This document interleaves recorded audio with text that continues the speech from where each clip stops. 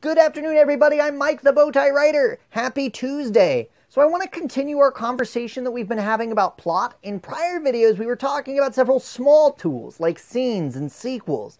I want to continue that conversation today by looking at a bigger tool that brings all of those smaller ideas together. Namely, I want to talk about three-act structure.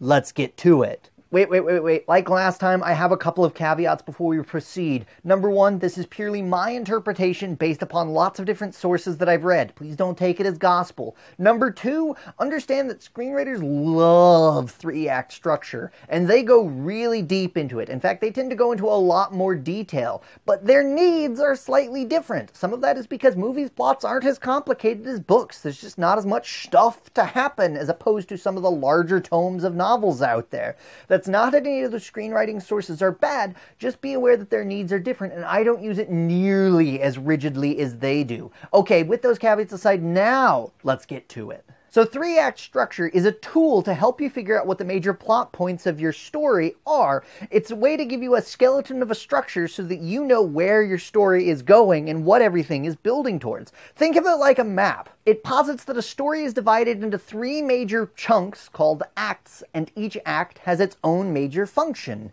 The first act is the first 25% or so of your novel, Act 2 is the middle 50% or so of your novel, and then Act 3 is the remaining 25% or so.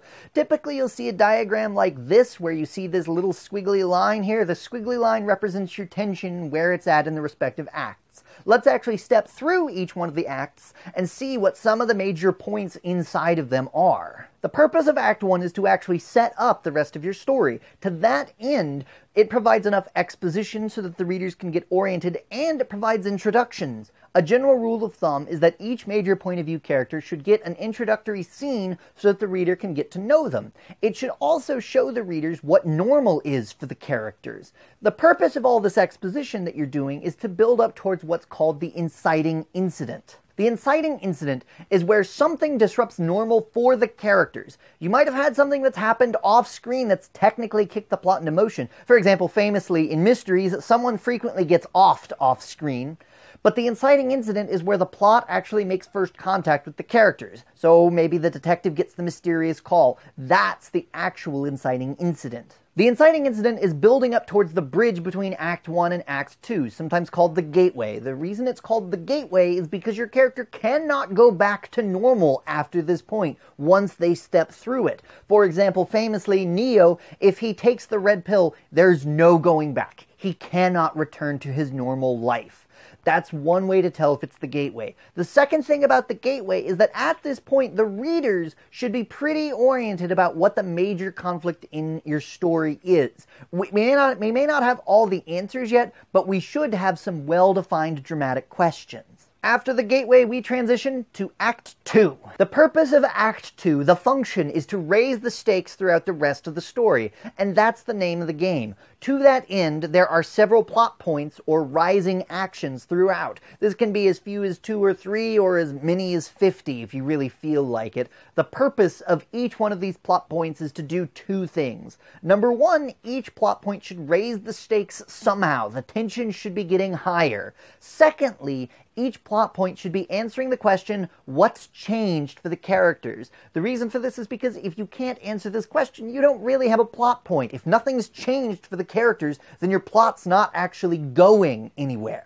All of these rising actions are building the stakes, and they are leading towards what's called the crisis. The crisis is the transition into Act 3. This is the beginning of the last major sequence of your story. You've seen this before. This is the point where the team all suits up and they go to confront the big bad outside the big bad's mansion. This is the beginning of the final major sequence, and your readers should be going, this is it! We then transition into Act 3, and the whole function of Act 3 is to nail that landing. The first most important part of this is to actually lead to the climax. The crisis should be leading directly to the climax. The climax is the final showdown with the big bad. It's that final trench run on the Death Star. It's the duel with the supervillain.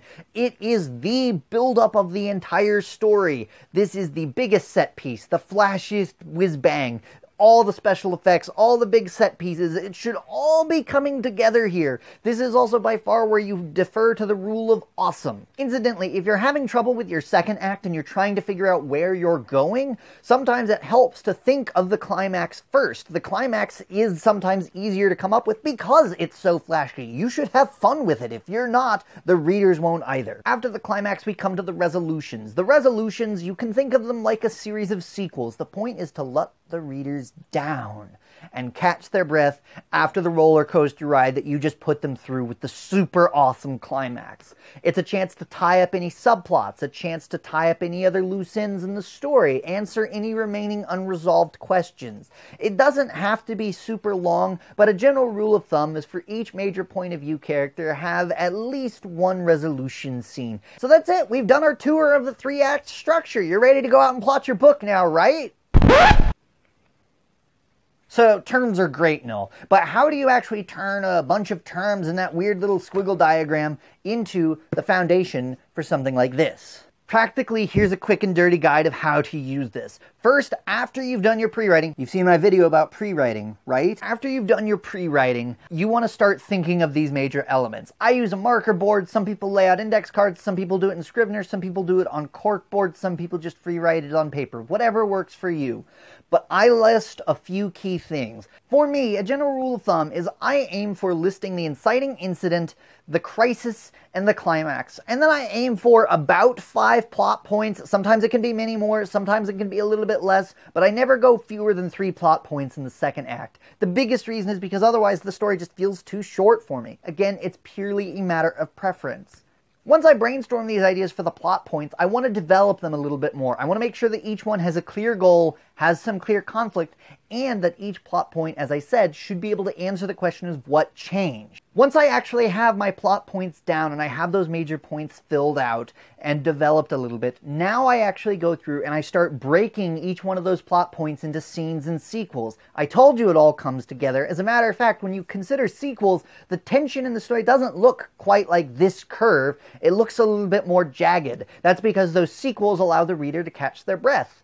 I brainstorm every scene and sequel pair for the major plot points, even if I end up trimming some of those sequels later. Once I build those out and I have them for every major plot point, this is something that I'll be able to turn into an outline if I want to, or if the story's fairly straightforward, once I have it broken out like this, I might be able to just start writing. And that's the whole goal of this. The purpose of this is not to give you some cookie cutter formula. That's not what we're after. The purpose is to give you an idea of where your story is going and get you ready to start writing. Whew. So that's all I got for this week. That's a quick and dirty guide of the 3-act structure and how to use it. Next week, I'll actually be stepping through an example of me breaking a potential story into these plot points so that you can see this stuff in action. If you want to read more about plot, I suggest the book Building Better Plots by Robert Kernan. If you're curious about how screenwriters use plot, the canonical textbook on this is Blake Snyder's Save the Cat. I've also got a link to a couple videos down below as well as all these references. Feel free to check them out if you're interested. As always, if you liked what you saw this week, please feel free to like, share, or subscribe. That really does help me out. If you have any questions, let me know down in the comments down below, and I'll try to get back to you. Otherwise, that's it. That's all I have for this week. I'm Mike the Bowtie Writer. I will see you all next time.